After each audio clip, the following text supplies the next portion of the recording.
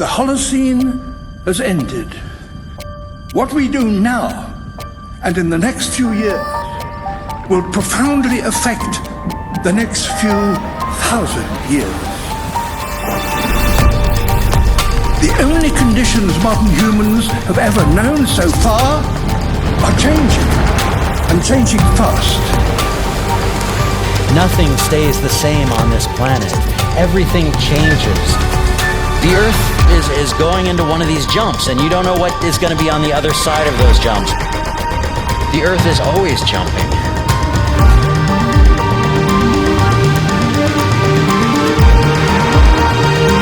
Things move on this planet. Things are not still. Everything is turning.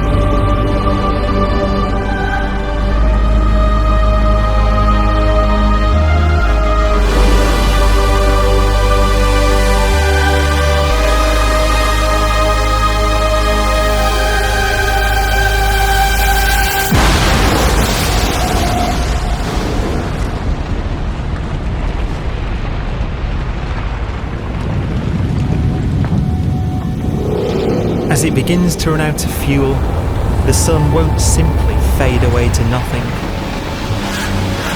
Its core will collapse, and the extra heat this generates will cause its outer layers to expand.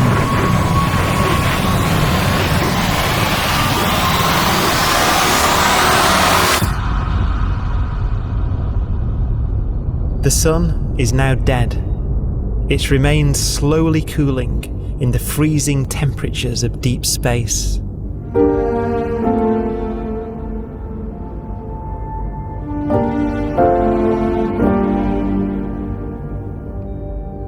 The fate of the sun is the same as for all stars.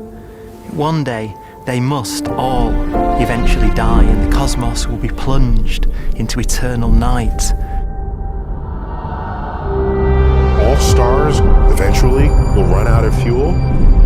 The temperature of the universe drops. The stars, one by one, in the night sky, will turn off. And there'll be no more new stars created. And so that the universe will end not with a bang, but with a whimper. And not in fire, but in ice.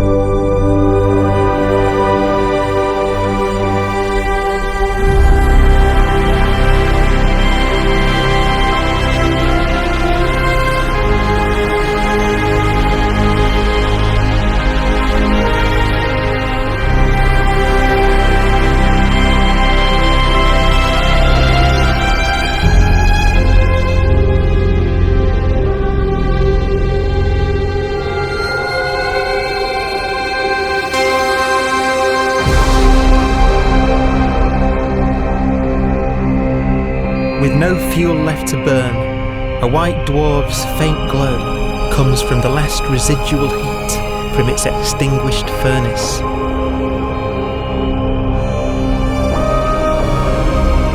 Looking at it from where the Earth is now, it would only generate the same amount of light as the full moon on a clear night.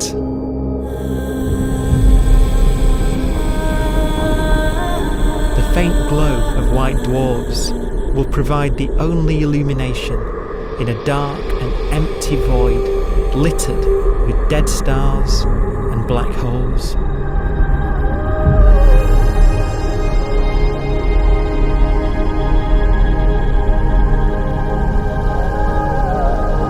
In some ways, it's kind of a ghost universe. It's the corpses, the zombie stars, that will take us into the future.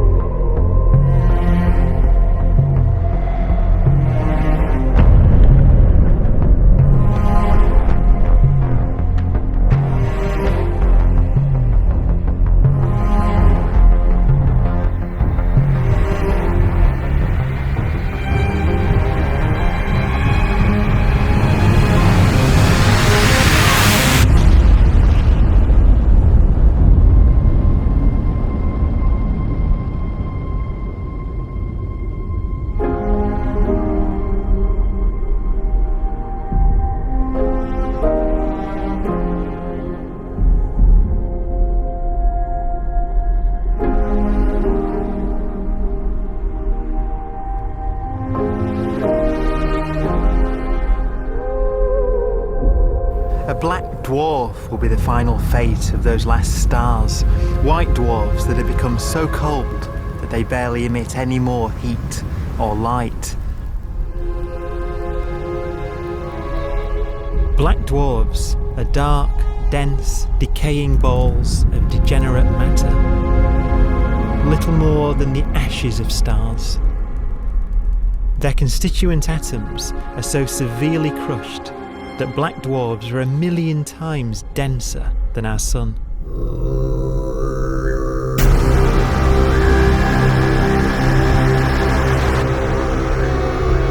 Stars take so long to reach this point.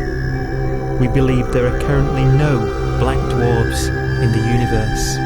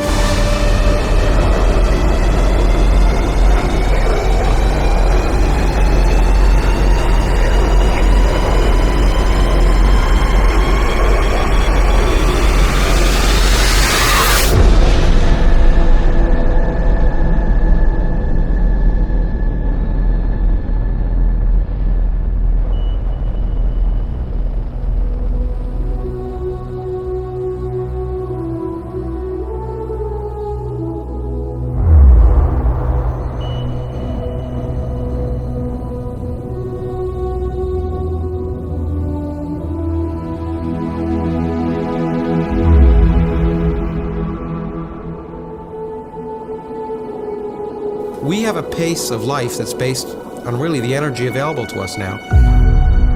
You could imagine living conscious systems which have a very different pace and therefore can extend out at least a lot farther than you'd imagine otherwise. You could have a living system where if it had a thought every 10 trillion years, that would seem normal. Even if our life dies out, one could imagine at some time arbitrarily far in the future, a fluctuation occurs which allows intelligent life to exist again for a little while. So you might have islands in time of intelligence.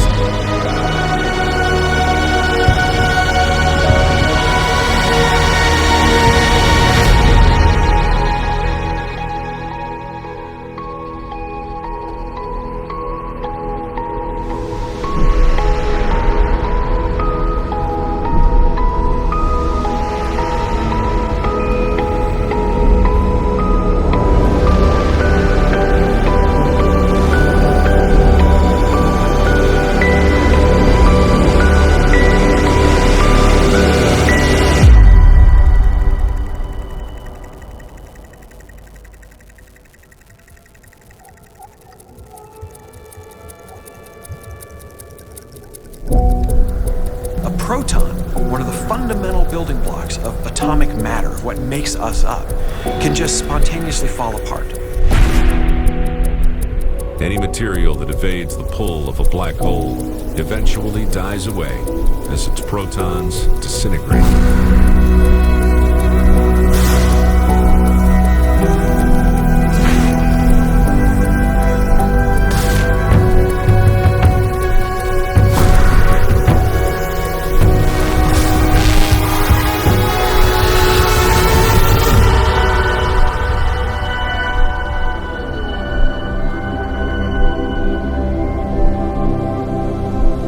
The matter inside black dwarfs, the last matter in the universe, will eventually evaporate away and be carried off into the void as radiation, leaving absolutely nothing behind.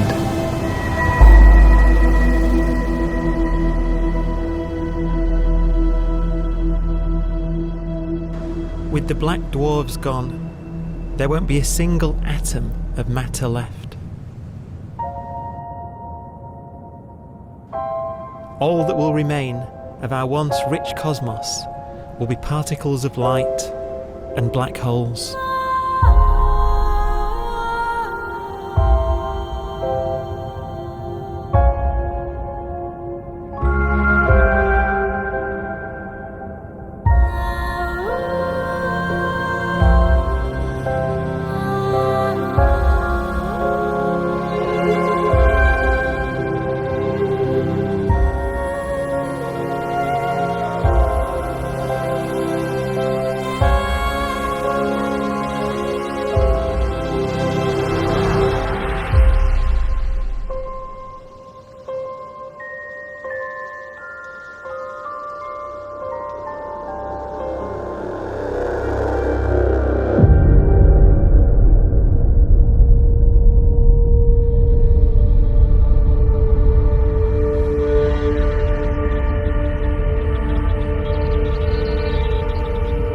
The arrow of time creates a bright window in the universe's adolescence, during which life is possible.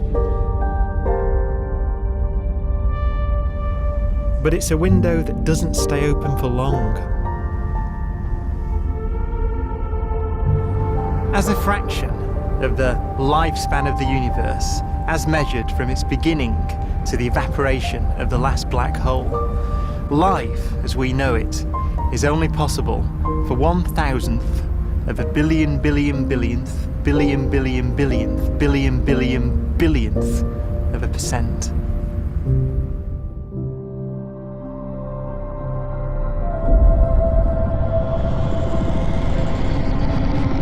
Black holes become the fundamental building block of the universe. A galaxy will basically be a supermassive black hole in a center with smaller black holes orbiting it.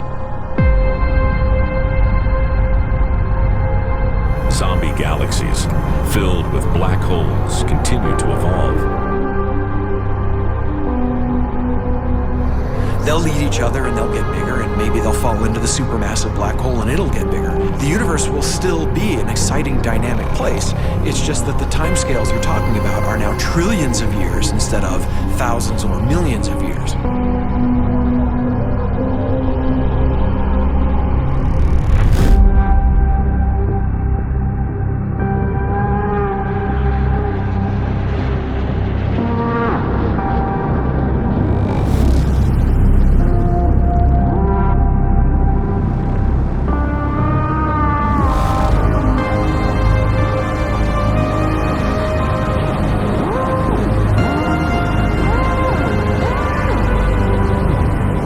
Black holes can bang on space-time like mallets on a drum.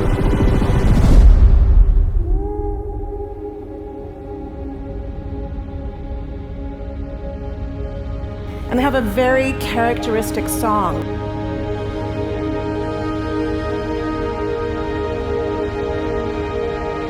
Imagine two black holes that have lived a long life together. At the end of their lives, they're going around each other, crossing thousands of kilometers in a fraction of a second. As they do so, they leave behind in their wake a ringing of space, an actual wave on space-time.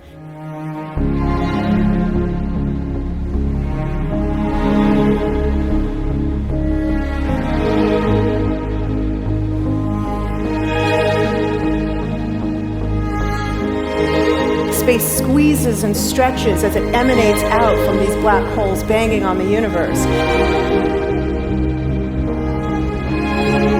Those are the gravitational waves. They're literally the sounds of space ringing. And they will travel out from these black holes at the speed of light as they ring down and coalesce to one spinning, quiet black hole.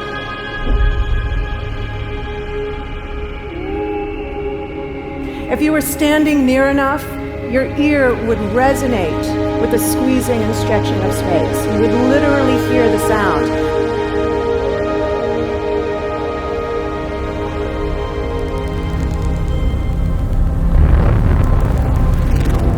Imagine a lighter black hole falling into a very heavy black hole. The sound you're hearing is a light black hole banging on space each time it gets close.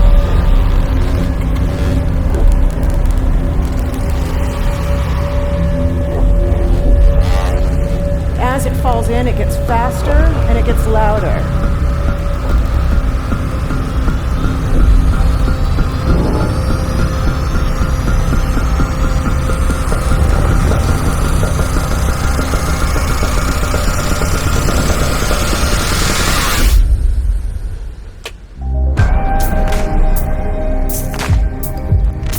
Scientists used to think black holes were immortal, but even these will one day die. Now we're talking about timescales of unimaginable length, quadrillions of years into the future. On that timescale, even the black holes begin to evaporate.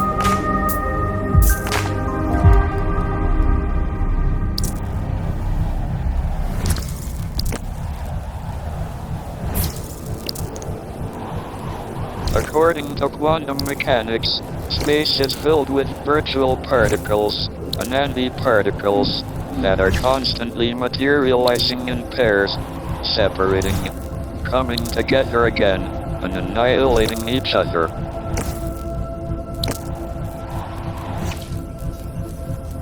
In the presence of a black hole, one member of a pair of virtual particles may fall into the hole, leaving the other member without a partner with which to annihilate. The forsaken particle appears to be radiation emitted by the black hole. And so, black holes are not eternal. They evaporate away at an increasing rate until they vanish in a gigantic explosion.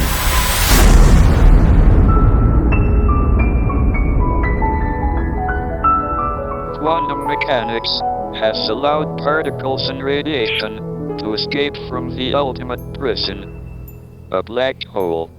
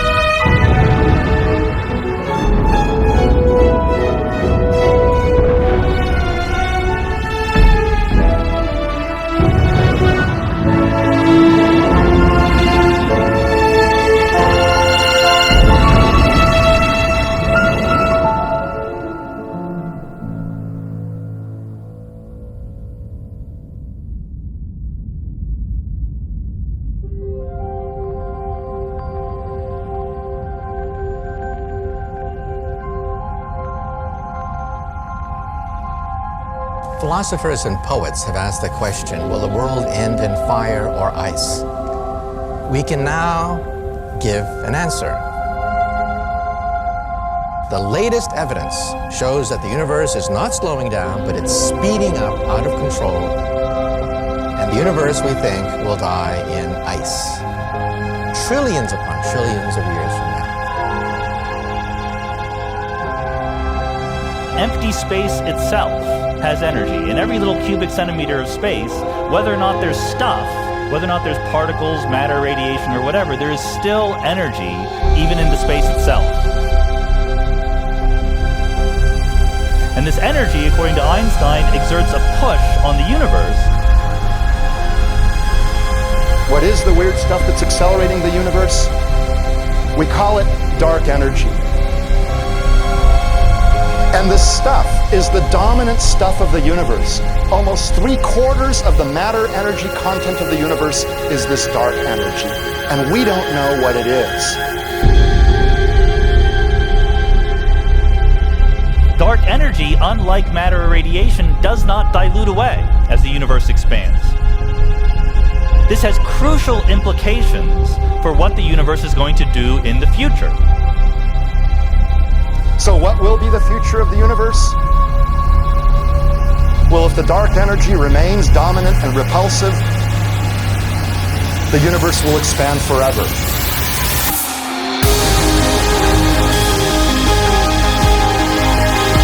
Faster and faster and faster with time. A runaway universe. 70% of the energy of the universe resides in empty space, and we don't understand why. But we do know what will happen. If that energy continues to be there, the universe will become cold and dark and empty. That's the future as it might be. We don't know because we don't yet understand the nature of dark energy. Until we do, we won't know the future. We won't even understand our own origins, and that's why we want to know and study this subject.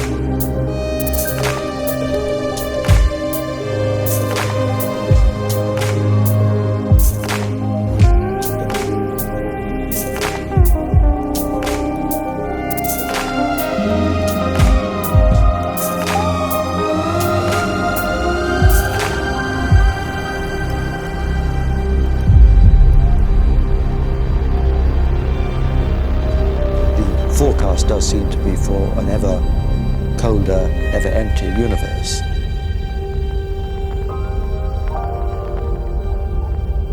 But then, of course, we have to ask, could that end lead to a new beginning? And there are ideas whereby what actually is the end of our universe could in some sense be linked to the beginning of a new one.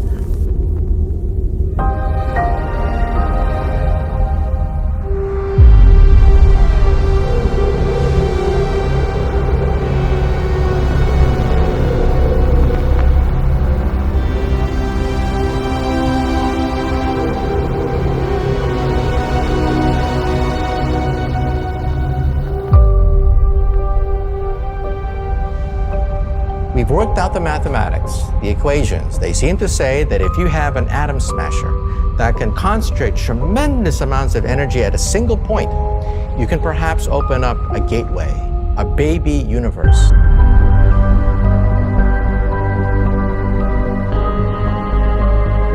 Facing the death of everything there is, this perhaps is their only possibility of escape. And this also raises a very intriguing possibility, sheer speculation of course, that perhaps any universe that has intelligent life in it will create baby universes, will create lifeboats, and proliferate child universes. So an evolution may take among universes in the multiverse. Survival of the fittest may take place. So those universes which do not have intelligent life are infertile. They have no children. But those universes that have mild temperatures, stars like us, would create civilizations that could open up child universes, and they would then proliferate.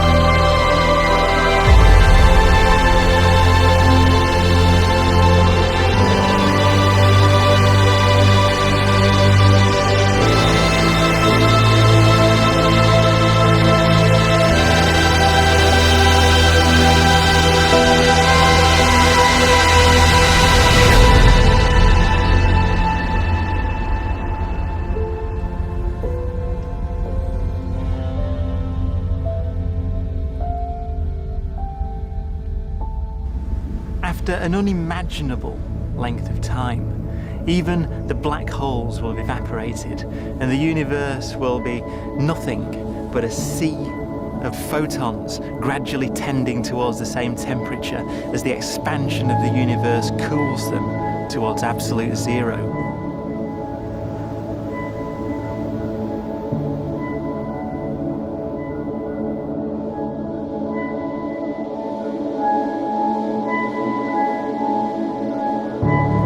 Once the very last remnants of the very last stars have finally decayed away to nothing, and everything reaches the same temperature, the story of the universe finally comes to an end.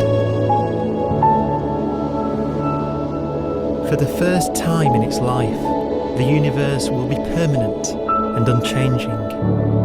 Entropy finally stops increasing because the cosmos cannot get any more disordered.